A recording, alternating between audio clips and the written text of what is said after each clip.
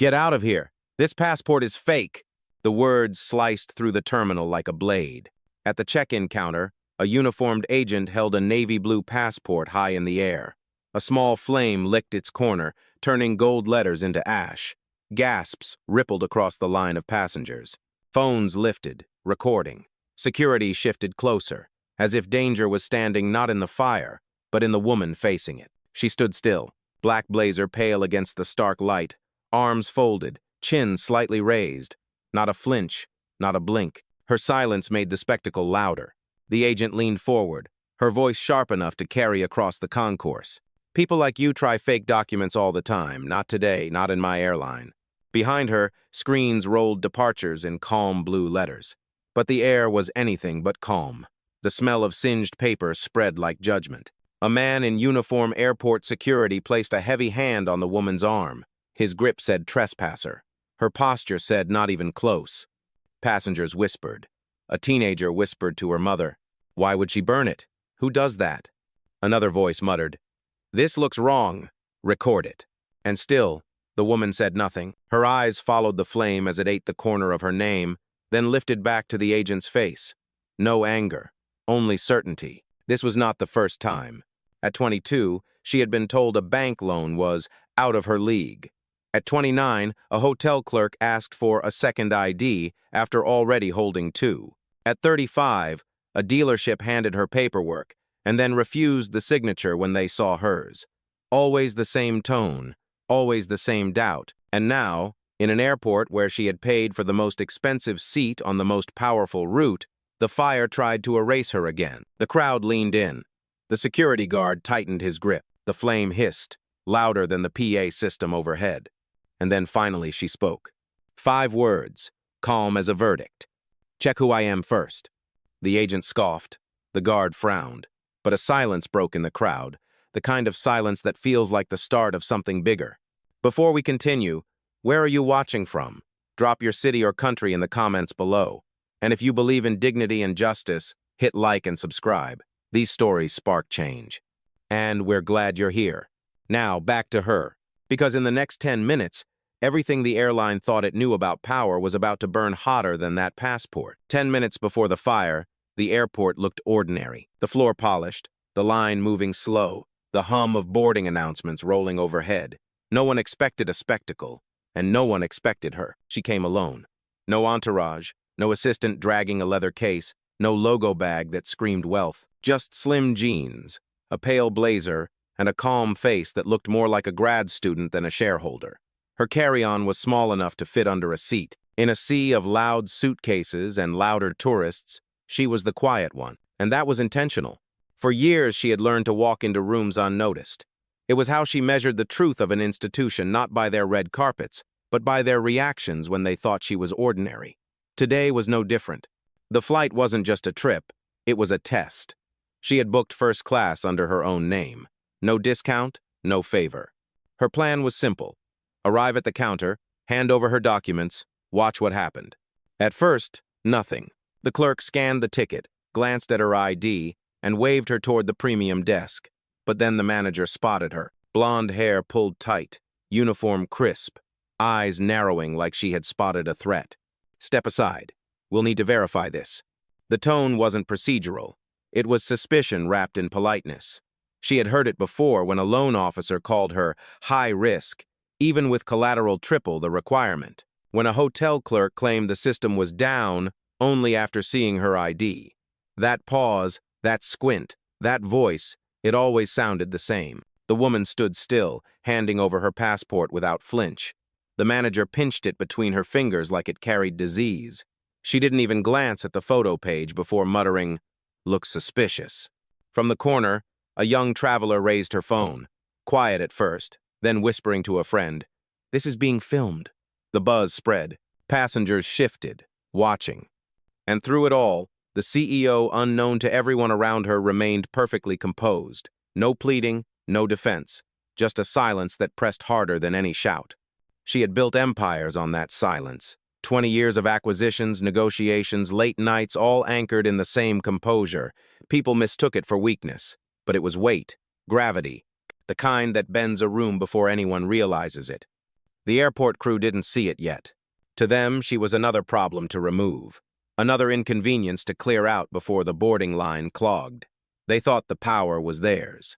But in less than 10 minutes, that illusion would collapse, because the woman they dismissed as suspicious didn't just hold a boarding pass. She held the future of the airline in her hands, and soon, every witness with a phone would see it too.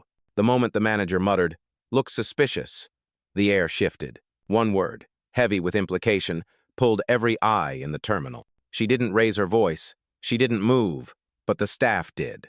A second agent slid behind the counter, whispering into a phone.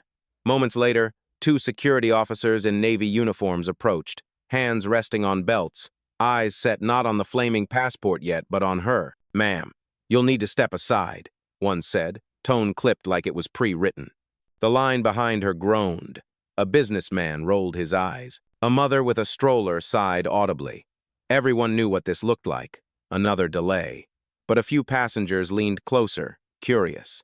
Something about the way the manager handled the passport, pinched, judged, tossed onto the desk, felt off. The CEO remained still. Her calm was unnerving, almost defiant. "Why?" she asked softly. The manager smirked. "Because this document isn't real, and neither is your ticket." A ripple of disbelief traveled through the queue. A young man near the rope barriers muttered, "She scanned green. I saw it." His friend elbowed him, "Stay quiet." The first officer stepped closer, voice harder now. "Ma'am, hand over your belongings. We'll need to verify everything." Her bag was a small leather carry-on. Nothing flashy, nothing that screamed wealth. To the officers, it was just another prop in what they thought was a scam. One of them reached for it. The woman didn't flinch.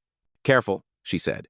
The word wasn't loud, but it stopped him mid-grab. Behind her, a camera light blinked red. A passenger was filming openly now, whispering to the lens. "They're saying her passport's fake, but she's not even resisting. Look how calm she islanded."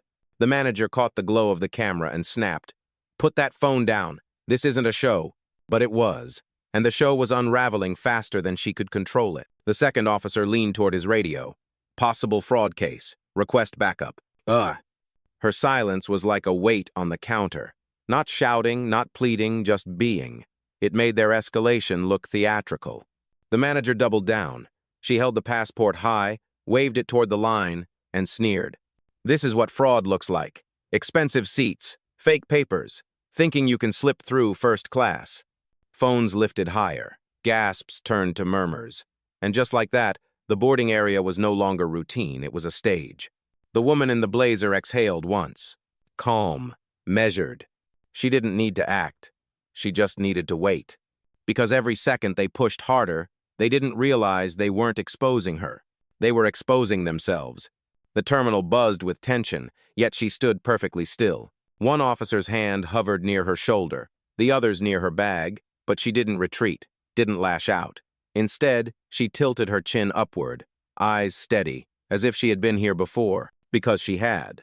At 19, waiting tables to pay tuition, she was accused of stealing tips when a manager couldn't fathom that customers preferred her section. At 31, she walked into a dealership with cash in hand, only to be told the SUV she pointed to was already reserved minutes earlier. Each moment was cut from the same fabric assumptions stitched into authority, and each time she learned the same lesson. Fury feeds them, calm starves them. Now, at the airport counter, she let the silence work. "Say something," the manager hissed. "Don't just stand there."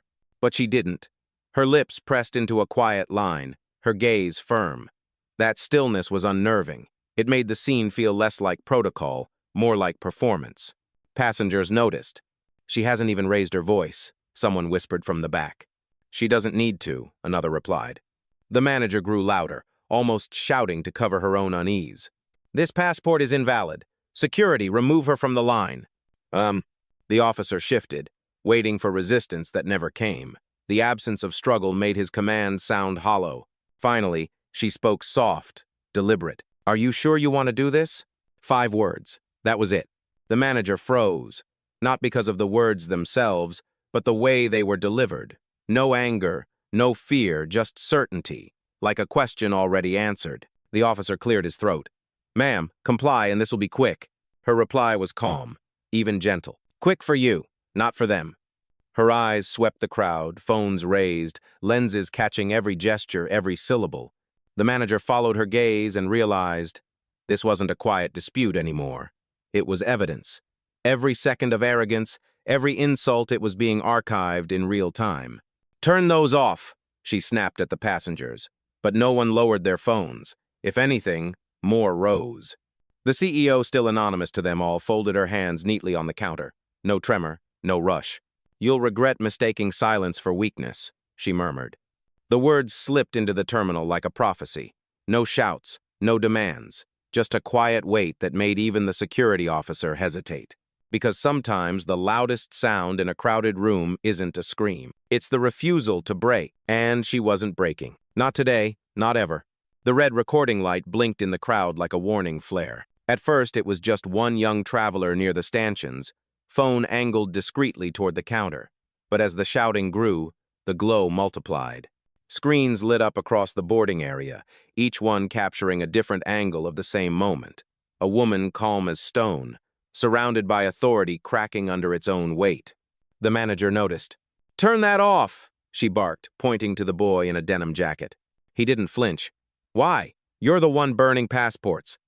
A ripple of murmurs. Passengers shifted uneasily, no longer sure whether they were watching enforcement or humiliation. The boy's friend, a college student with earbuds dangling from his hoodie, spoke up next. "I saw it scan green. She's not lying." His voice wasn't loud, but it carried. People wanted to believe it. An older man in a gray suit muttered, "This is first class? Looks more like a circus." His tone dripped with disapproval, not at her, but at the scene unfolding in front of paying customers. The manager's jaw tightened. She slammed the half-burned passport onto the counter as if ashes proved her authority. "This document is fraudulent. Anyone recording is interfering with security protocol." But interference or not, no one lowered their phones. In fact, more rose hands, trembling, eyes wide. A woman with a stroller lifted hers high above the crowd, whispering, "The world needs to see this." The officers hesitated. Their training told them to control the situation. Their instincts told them it was already spiraling. Cameras turned uniforms into costumes, their every gesture magnified. One officer leaned close to the manager. "They're filming everything." "So?" she snapped. "We're in the right." But her voice cracked on the last word. The calm woman at the center of it all finally turned not to the staff, but to the crowd. Her eyes swept the lenses, her posture unbroken. She didn't plead for help. She didn't ask for sympathy. She simply existed, steady and undeniable. And somehow, that was enough. The boy with the denim jacket raised his voice. "You can't treat someone like this. Not here. Not in front of all of us." Others echoed. "He's right. This doesn't look right." "Ugh. Why are they burning her papers?"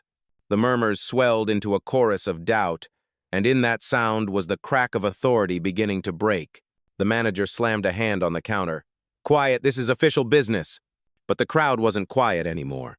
They were awake.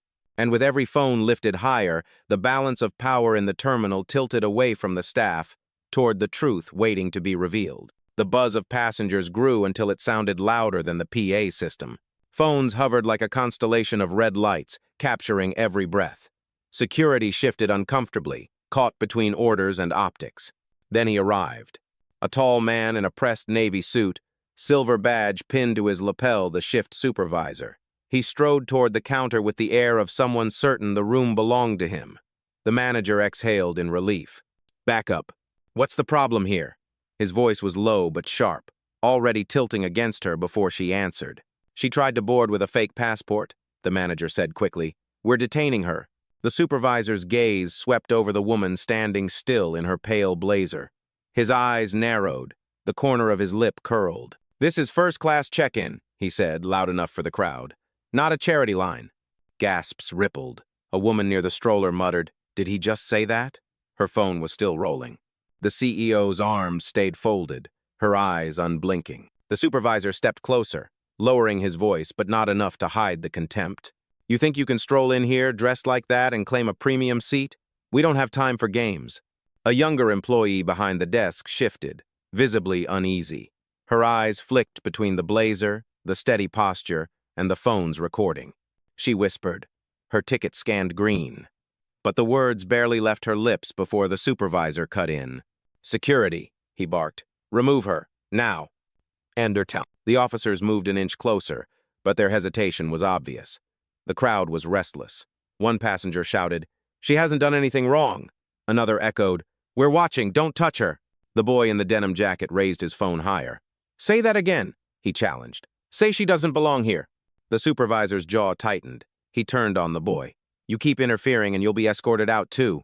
But the damage was already done. Every lens in the room had caught his words, his disdain, the way his authority cracked under scrutiny. The woman at the center still hadn't raised her voice, still hadn't moved, and somehow that calm made him look smaller. Because in a room where everyone else was shouting, silence wasn't weakness, it was power.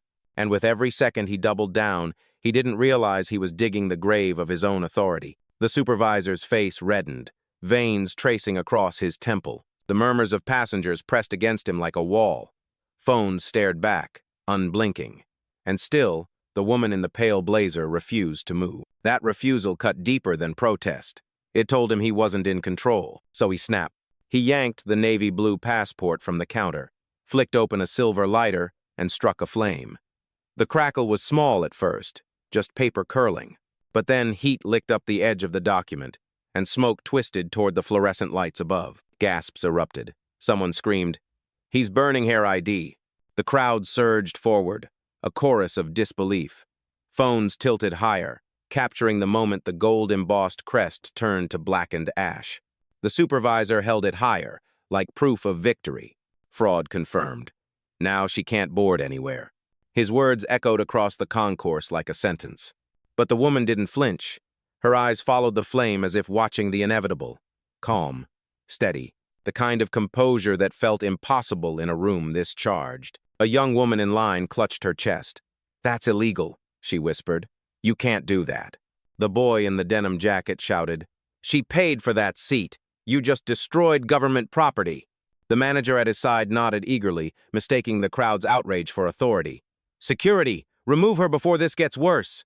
But worse had already arrived. The smoke wasn't just paper, it was power.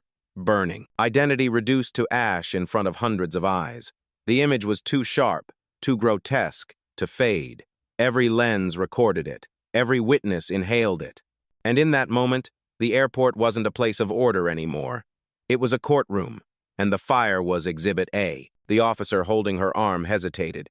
His grip loosened. His eyes flicked from the ashes on the floor to the woman's unshaken expression. Because who stays this calm while their passport burns? Who doesn't beg, or shout, or claw for help? Only someone who knows the fire won't be the final word. The woman finally exhaled, slow, deliberate. "You've just made a mistake you can't erase." The supervisor sneered, tossing the charred remains onto the tile. "We erased you." But his words fell flat, because the moment the ashes hit the floor, the crowd knew the truth. Nothing had been erased. Something had been ignited. Ashes still smoldered on the floor when she reached into her blazer pocket. No rush, no panic, just a steady motion, deliberate like every boardroom move she'd ever made. A slim phone appeared in her hand. She unlocked it with one swipe, pressed a single name, and lifted it to her ear. The crowd leaned in. Even the officer beside her froze, torn between confiscating the device and listening. "Activate Protocol 7, she said, voice calm but cutting. On the other end, a voice answered immediately, crisp and composed. "Already standing by, documenting everything. Live feed engaged." The words rippled through the space like a verdict.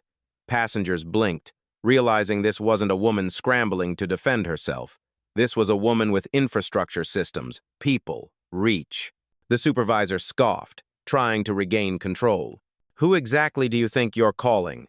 She lowered the phone slightly, eyes fixed on him. "The people who sign your paycheck." Gasps burst from the line.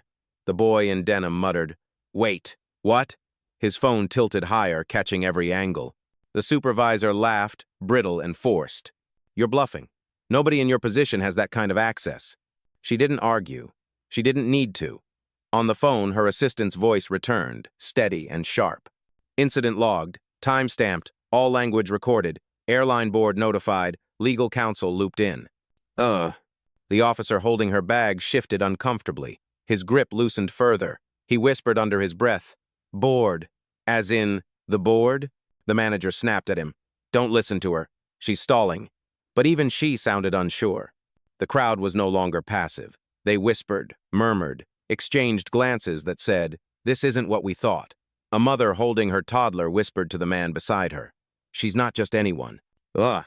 The CEO straightened, sliding her phone back into her pocket with surgical precision.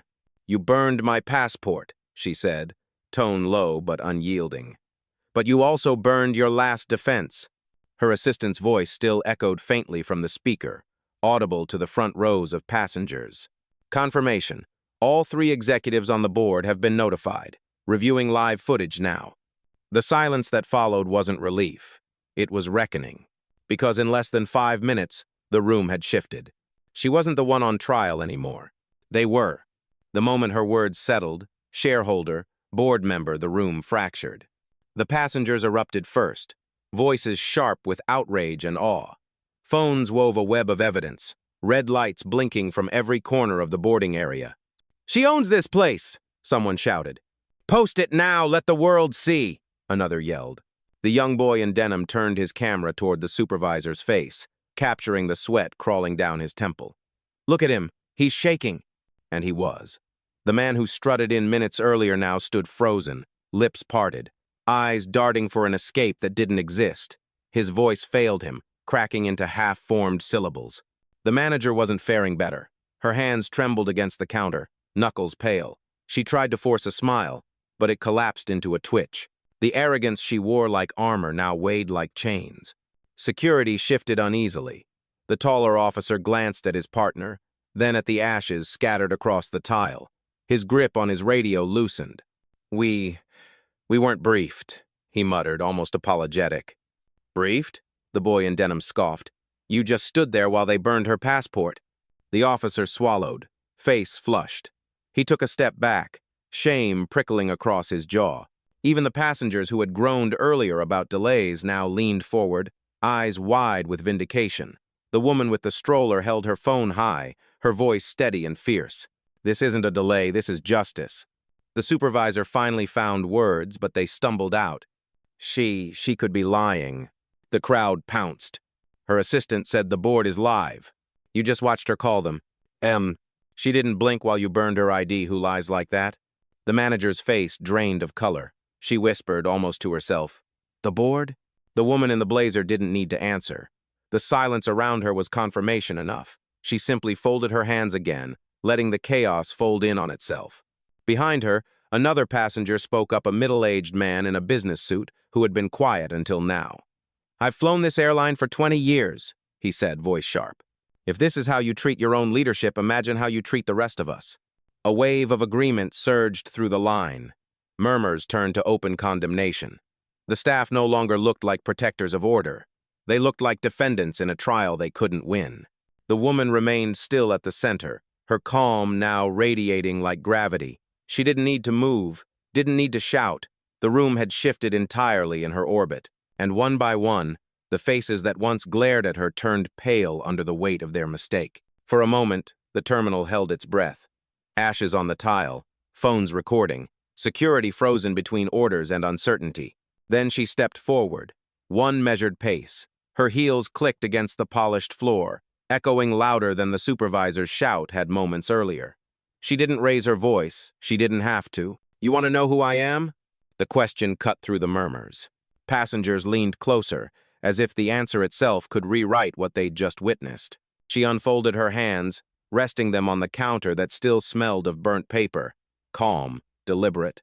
Her gaze swept the manager, then the supervisor, then the 2 officers at her sides. Finally, it landed on the crowd. "I am not just a passenger. I am a shareholder of this airline, one of its largest, and I sit on the International Airport Governance Board." The words landed like thunder. Gasps scattered across the line. The boy in denim muttered, "No way." The woman with the stroller whispered, "Oh my God." Phones jolted higher, lenses trembling to capture the moment. The supervisor's smirk collapsed. He blinked hard, like he'd misheard. "That's impossible." His voice cracked on the last word. She didn't flinch. You burned the passport of someone who owns more of this airline than you'll make in 10 lifetimes. You called me a fraud in front of your own customers. And now, the people you answer to are watching." The manager stammered, "She's bluffing. She has to be bluffing." But the assistant's voice on speaker betrayed her denial. Board confirmation received. Audit team connected. Live review in progress. The officer nearest to her shifted back a step, hand falling away from her arm. His eyes darted toward the cameras. He whispered under his breath, "She's telling the truth." The crowd erupted whispers, spilling into open voices. "She owns the airline? No wonder she's so calm. They're done. This is over." The woman in the blazer straightened, her posture a verdict. "You thought silence meant submission. It never did. It meant patience." The supervisor swallowed hard, his authority dissolving in front of witnesses and recording lights. He opened his mouth, but nothing came out. And in that silence, the truth filled the room louder than any accusation. She wasn't the problem. She was the power. The air in the terminal no longer belonged to the staff. It belonged to her. She reached into her pocket again, phone already glowing with an incoming notification. The assistant's voice spilled clearly into the room, steady, deliberate. "Board has confirmed review. Do you want to proceed with immediate action?" The supervisor's face drained. "Immediate? What?" The woman's gaze didn't waver. She spoke loud enough for every lens, every witness, to hear. "Yes, effective immediately. Suspend the entire check-in crew on duty. Freeze their access. Lock their credentials." The command dropped like a gavel. Gasps rippled through the passengers. Phones tilted higher, capturing the exact second authority shifted hands. "Processing," her assistant replied. At the counter, the manager's badge chirped a sharp electronic beep. She looked down in horror. The green light that usually pulsed at her terminal had gone dark. She tapped again. Red. Access denied. My login," she stammered. The younger clerk behind her tried the same. Red. Frozen. His eyes widened. "They shut us out." The supervisor snatched his own badge from his belt, swiping it against the terminal. Nothing. A harsh error tone echoed through the speakers. He swiped again, harder, still red. "No," he whispered, panic unraveling his composure. The taller officer's radio crackled, then went silent. His earpiece went dead. He tapped it again, confused. "They just cut us?" The assistant's voice confirmed through the phone, every syllable a nail in the coffin. "Credentials terminated. Incident logged. Access revoked." The passengers erupted. Cheers mixed with shouts, applause bouncing off the concourse walls. Someone shouted, "That's what you get!" Another, "Finally, justice!" The manager staggered back from the counter, eyes darting to the exit as if freedom waited beyond. But she couldn't move, not with dozens of phones trained on her every twitch. The supervisor tried to salvage dignity, straightening his suit. This is a misunderstanding." The woman in the blazer turned her eyes on him, her voice steady as stone. This is accountability." Her words carried across the boarding area, cutting through the chaos like a verdict. She hadn't shouted once. She hadn't needed to. And now, stripped of their badges, their access, their illusion of control, the crew stood exposed, not as protectors, not as enforcers, but as examples. Examples of what happens when arrogance meets truth. The terminal was no longer a boarding gate. It was a stage, and the verdict had been delivered. The staff stood hollow, badges useless, terminals locked, radios dead. Every illusion of control had been stripped in front of strangers, in front of cameras, in front of the very woman they tried to erase. She didn't celebrate. She didn't smirk. She simply stepped forward, past the counter still dusted with the ashes of her passport. Her heels clicked once, twice, and silence followed like a tide. Passengers parted instinctively, creating a path. Phones stayed raised, lenses hungry for her final word. She stopped at the edge of the security line, turned back once, and looked at the crew who only minutes earlier had called her fraud. Her voice was steady, calm, and heavier than any shout could ever be. "You tried to erase my identity with fire. Now watch how quickly I erase your authority with truth." The words cut through the air, final and irreversible. The boy in denim lowered his phone slowly, whispering, "That's the line. That's the one everyone's gonna share." His friend nodded, already uploading. Around them, applause broke scattered at first, then rising, wave after wave. The sound filled the concourse until it drowned out even the boarding announcements. Strangers clapped not just for her, but for what she stood for: dignity, justice, and the quiet strength that doesn't need to scream. The supervisor tried once more, voice small, desperate. "Please, it was protocol." She didn't turn. She didn't answer. The silence was her reply, more devastating than any rebuke. With one final step, she crossed the gate, her carry-on rolling smoothly behind her. The security scanner beeped green, the color of clearance, of truth, of belonging no one could deny. And just like that, she was gone, leaving behind a crowd still buzzing, staff still pale, and footage already racing across the internet under a single caption. She never shouted. She never begged. She just ended them. The last image burned into every witness's mind wasn't the ashes on the floor. It was the silhouette of a woman walking forward, unshaken, unstoppable. Because justice doesn't always come with noise. Sometimes it arrives in silence, dignified, deliberate, undeniable.